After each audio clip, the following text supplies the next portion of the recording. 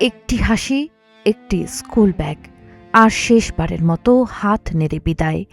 কেউ জানত না সেটাই হবে শেষ দেখা। 1 বছর পেরিয়ে গেছে, কিন্তু সেই বিকেলের আগুন আর স্বজন হারানোর আর্তনাদ আজও যেন থেমে নেই।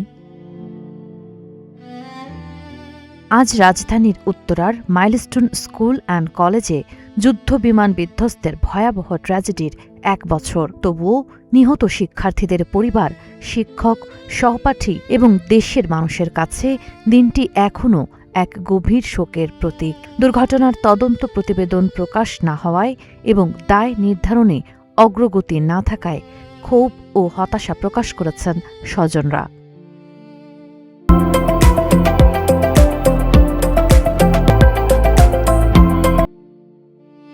নিহত শিক্ষার্থী তানভীর আহমেদের বাবা রুবেল মিয়া বলেন, সকালে নিজ হাতে ছেলেকে স্কুলে পৌঁছে দিলেও দুপুরে তাকে লাশ হয়ে ফিরে পেতে হয়েছে। এখন ছোট ছেলেকে স্কুলে আনলেও শত শত শিক্ষার্থীর ভিড়ে তিনি বারবার তানভীরের মুখ খুঁজে ফেরেন।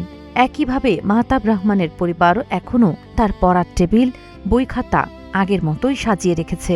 আর 4র্থ শ্রেণীর শিক্ষার্থী আয়মানের মা জানান, নতুন পোশাক পরিয়ে যে মেয়েকে স্কুলে পাঠিয়েছিলেন 4 দিন পর তাকে হারাতে হয়েছে। স্বজনদের অভিযোগ, বিমান বাহিনীর অবহেলা, ঝুঁকিপূর্ণ এলাকায় প্রশিক্ষণ উড্ডয়ন এবং নিরাপত্তা ব্যবস্থার দুর্বলতার কারণেই এই দুর্ঘটনা ঘটেছে।